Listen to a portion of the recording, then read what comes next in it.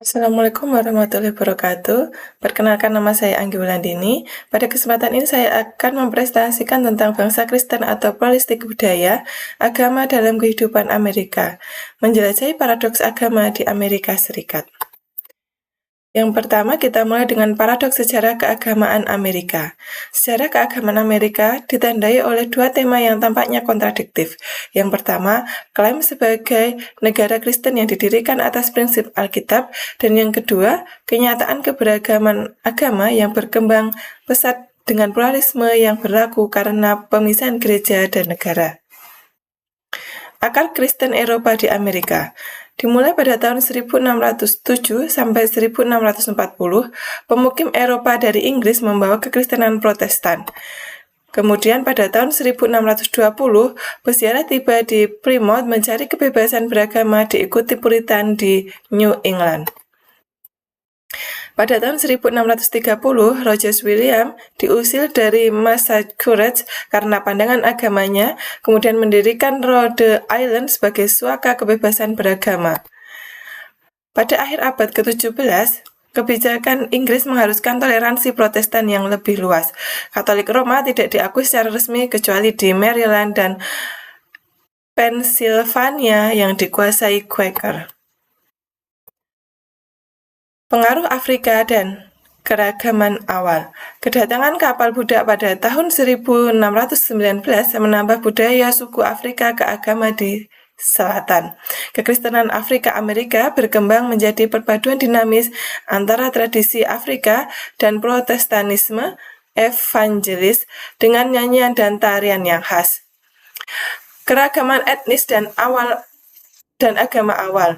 Imigran Belanda di New York membawa Calvinisme Reformed, kemudian imigran dari Skandinavia di New Jersey membawa tradisi Lutheran, kemudian imigran Yahudi mendirikan sinagoga dan komunitas di kota-kota pesisir. Tema umum dalam Protestanisme awal, yang pertama, dominasi seperti Presbyterian, Metodis, Lutheran, dan Baptis berakar pada reformasi Protestan abad ke-16. Terbagi antara konsep keselamatan melalui kehendak bebas dan takdir ilahi. Kebangkitan besar dan pertumbuhan Injil. Pada abad pertengahan 18, Great Awakening meningkatkan minat agama, menekankan pengalaman keagamaan pribadi dan pertobatan. Ini memperkaya kekristenan di selatan dan mempercepat pertumbuhan denominasi evangelis seperti Metodis dan Baptis yang sejalan dengan gagasan demokrasi Amerika. Dominasi Protestan dan tantangan awal. Protestanisme evangelis mendominasi kekristenan di Amerika Serikat hingga Perang Saudara. Tertanam dalam budaya melalui pendidikan publik. Namun gelombang imigrasi dari Eropa Selatan, Tengah, dan Timur membawa tantangan dan Katolik Roma Ortodoks Timur dan Yahudi. Kebebasan beragama dan pemisahan gereja dan negara. Amandemen pertama konstitusi menjamin kebebasan beragama dan melarang pembentukan agama oleh negara. Menciptakan pluralisme agama. Tokoh pencerahan seperti Jefferson dan Franklin mendukung kebebasan berpikir dan menolak dominasi satu agama untuk mencegah tirani. Eksperimen agama di abad ke-19. Dimulai dari tahun 1830, Joseph Smith mendirikan Gereja Yesus Kristus dan dari orang-orang suci zaman akhir. Kemudian John Humphrey Noyes mendirikan komunitas wanita dengan praktik pernikahan yang kompleks. Pada awal abad ke-19, imigrasi Yahudi Jerman membawa Yudaisme reformasi yang berupaya memodernisasi tradisi. Pada akhir abad ke-19, Mary Baker Eddy mendirikan Christian Science, menekankan penyembuhan melalui kekuatan mental. Tantangan hukum terhadap kebebasan beragama. Yang pertama, kasus Mahkamah Agung yang menentang pernikahan plural Mormon. Kemudian Undang-Undang Hari Minggu yang membatasi aktivitas sering dianggap diskriminatif oleh Yahudi Ortodoks dan Advent. Penolakan militer penolak hati nurani misalnya dari Quaker Mennonite yang menolak bertempur. Kemudian adanya prosedur medis yaitu hak saksi Yehova menolak transfusi darah.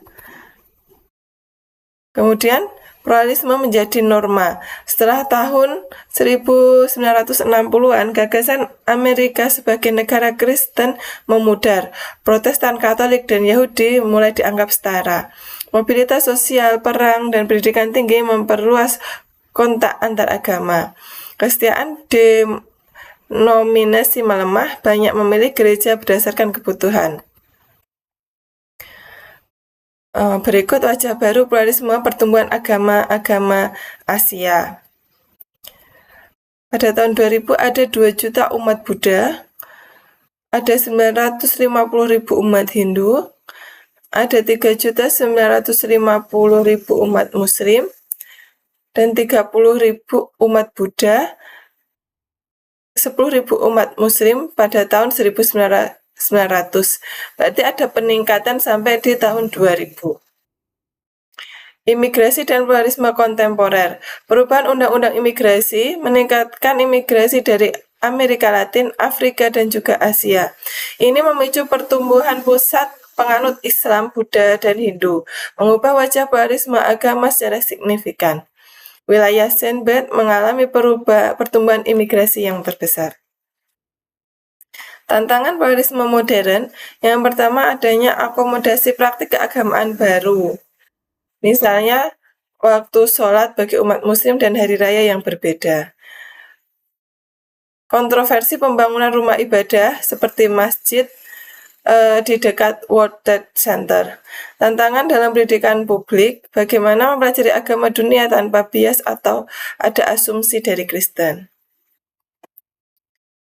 Kesimpulannya, keberagaman sebagai identitas Amerika. Dari periode kolonial hingga kini, lanskap agama Amerika semakin beragam dengan keragaman yang menjadi bagian tak terpisahkan dari pengalaman religius sejak awal.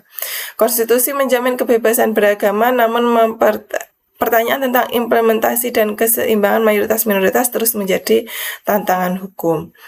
Demikian yang dapat saya sampaikan. Ada kurangnya saya mohon maaf. Wassalamualaikum warahmatullahi wabarakatuh.